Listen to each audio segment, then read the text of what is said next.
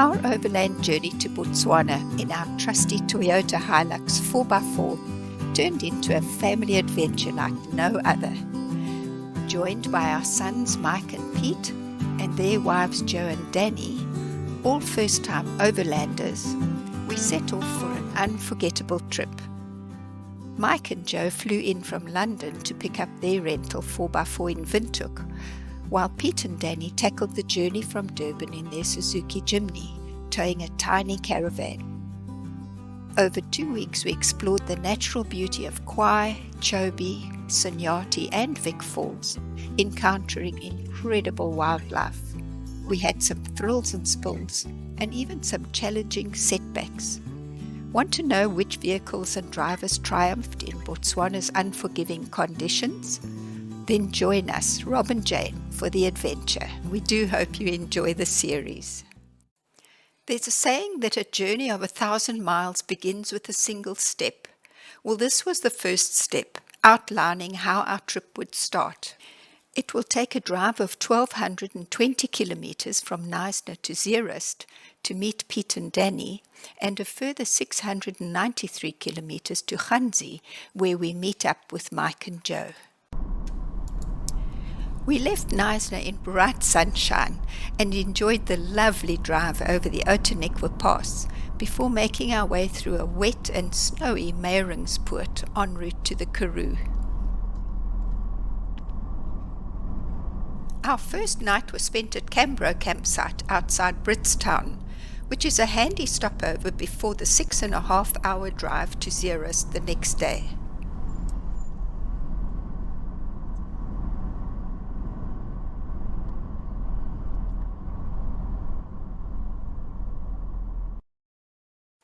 And so we meet up with Pete and Danny at Careerspruit Ranch in Zeerust.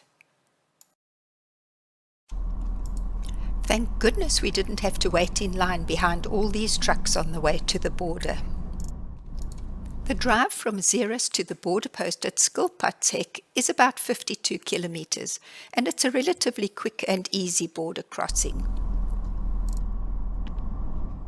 Rob enjoyed a Jimny ride with Pete to our overnight stop at Chasmiru in Lobatsi. This is a very convenient and pleasant campsite right on the Botswana border.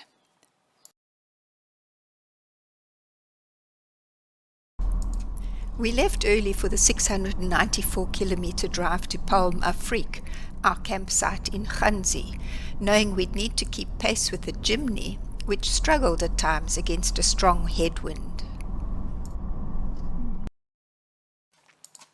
Suzuki Jimneys are thirsty beasts, needing frequent refueling.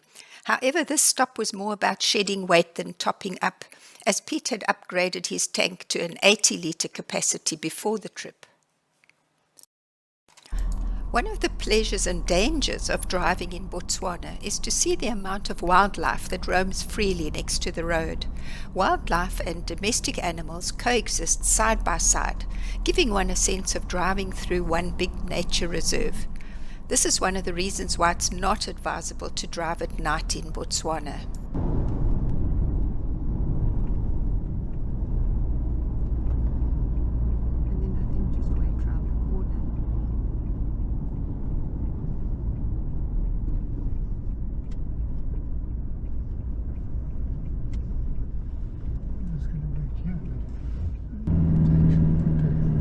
Should have let your tyres down a bit. It's actually gone into 4.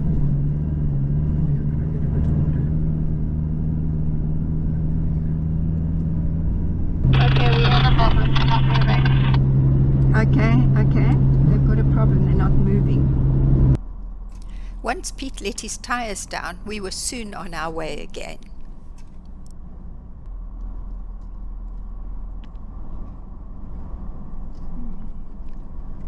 Palm Afrique is a lovely lodge and campsite about 15 kilometers south of Ghanzi. It was the perfect place to meet the folks coming in from Namibia.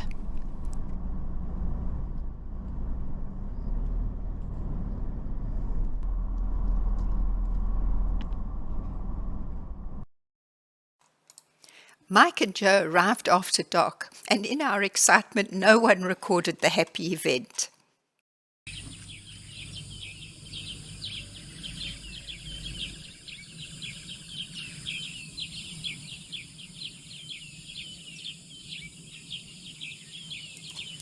Mike hired his vehicle from Africa on Wheels in Windhoek, and Danny made us some fantastic magnetic decals for our doors to commemorate this fabulous holiday together.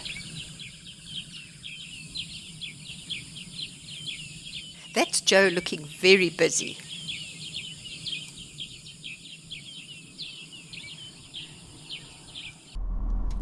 And after almost a year of planning, we finally all set off on our Botswana adventure.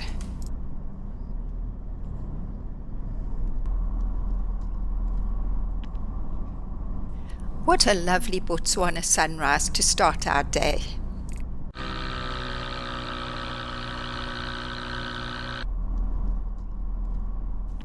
Our first stop today will be in Maun to stock up with provisions before we head up to Khwai.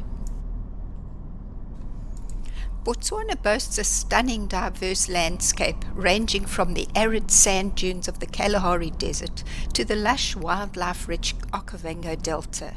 As we progress further north, you'll see how the vegetation changes and the effects of droughts and the destruction of trees and bushes by vast herds of elephants.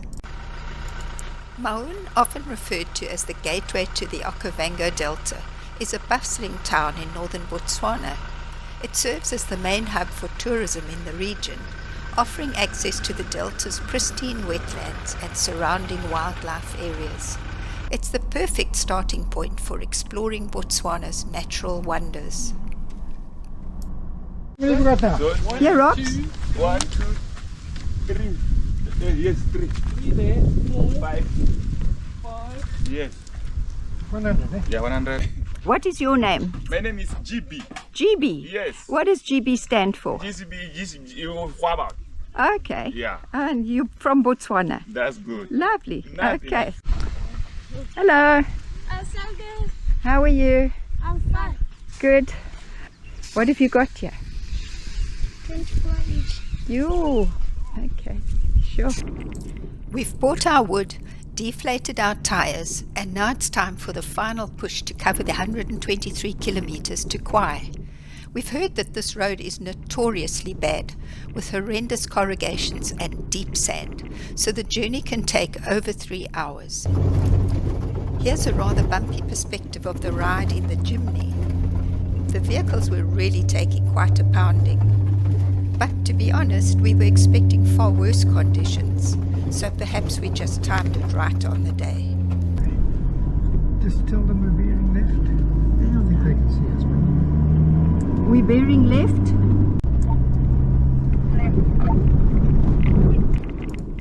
We're finally reaching Mopani vegetation, but it's intermittent, with vast stretches of road where the trees are completely bare, giving the area a dry and arid appearance. This is elephant country, and their impact on the environment is clearly evident.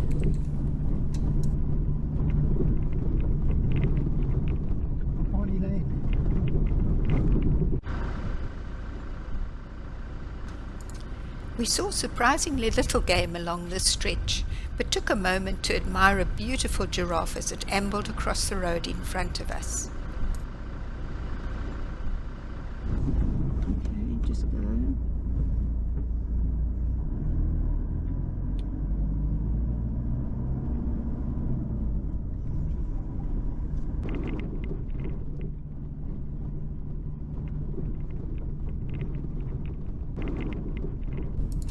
We finally arrived at South Gate, also known as Khwai Gate. As its name implies, it's the southern entrance to the Moremi Game Reserve. Here we'll pay our park entry fees. I'll talk about park and SKL camp fees at the end of this video. What a wonderful feeling to know that we're finally in Moremi. It feels like a lifetime since we all left our respective homes.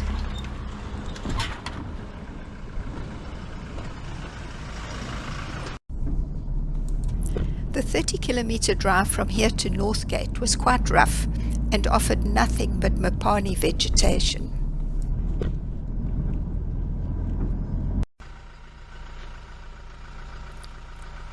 The only animals that we saw were these zebras, which was a bit disappointing.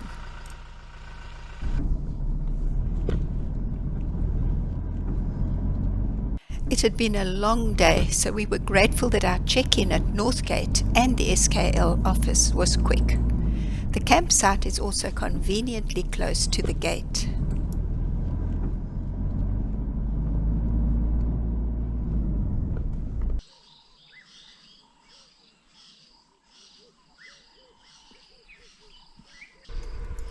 The nearby ablutions were spotlessly clean, but there was no hot water on the ladies' side, and we had to use the gents' showers every day, which was a bit of a poor show.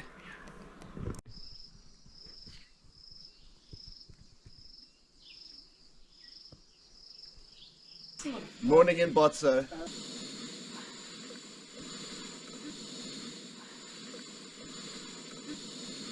Morning.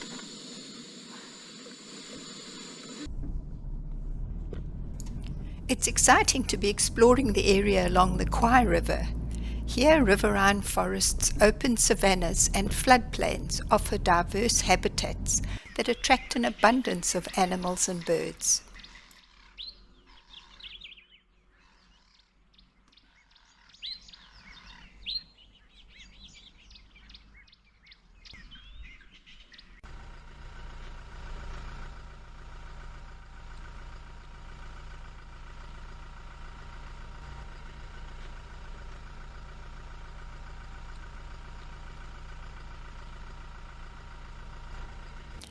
Can you see an M shape on the back sides of these impalas?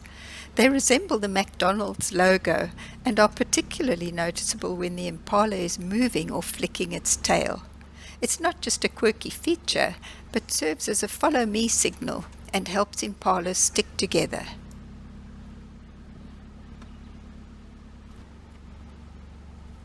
I'm not quite sure what company logo this one represents.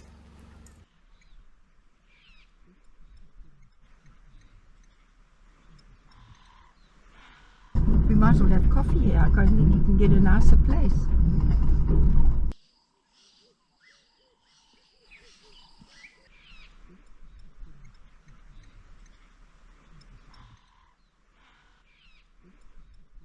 If you're enjoying this video, please like and subscribe down below. Thank you.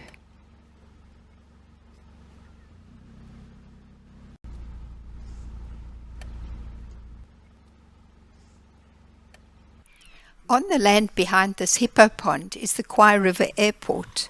It's a very busy spot that serves all the lodges in the area. I wonder though if they're aware of how some hippos react when the planes fly over. This hippo clearly didn't like the aeroplane flying over.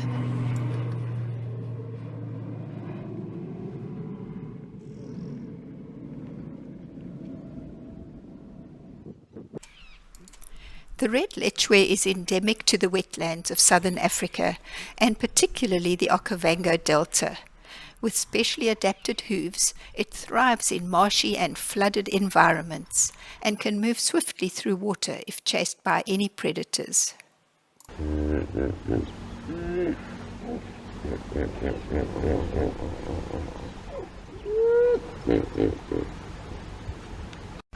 This stretch of river was particularly fascinating.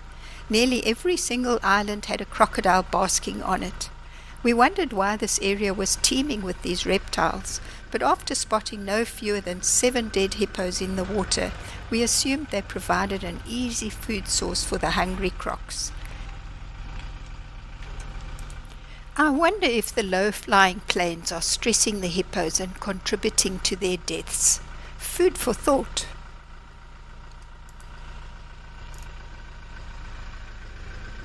Needless to say, we made sure to stay well away from the riverbank here. This place looked like a hippo graveyard with all the bones scattered here.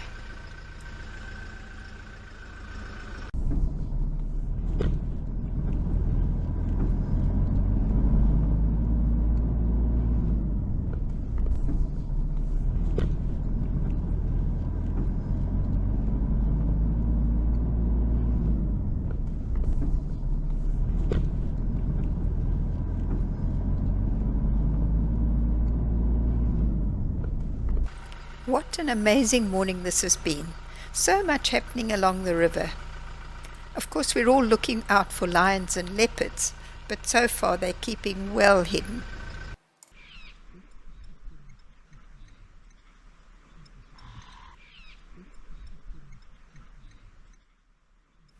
The Khwai area certainly is a bird lover's paradise.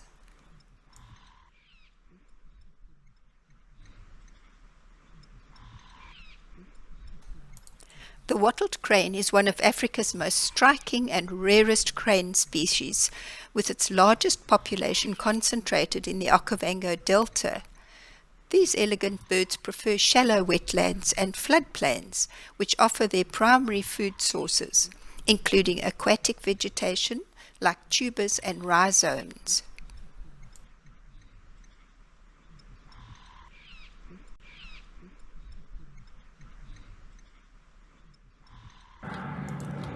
We haven't come across any other game viewers on the park side of the river. In contrast, there's been plenty of activity across the water where the lodges are located, and lots of aeroplanes flying over.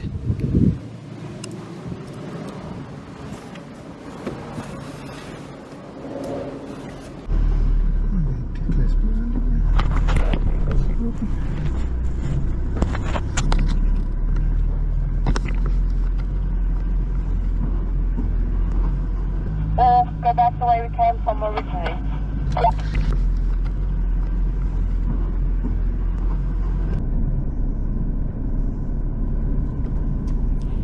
As we headed back to camp and passed through the woodland area, we came across these two beautiful Vero's eagle owls. What a wonderful way to end our game viewing morning. As promised, before I end this video, here are the fees that we paid to stay in an SKL campsite in the Moremi Game Reserve in 2024.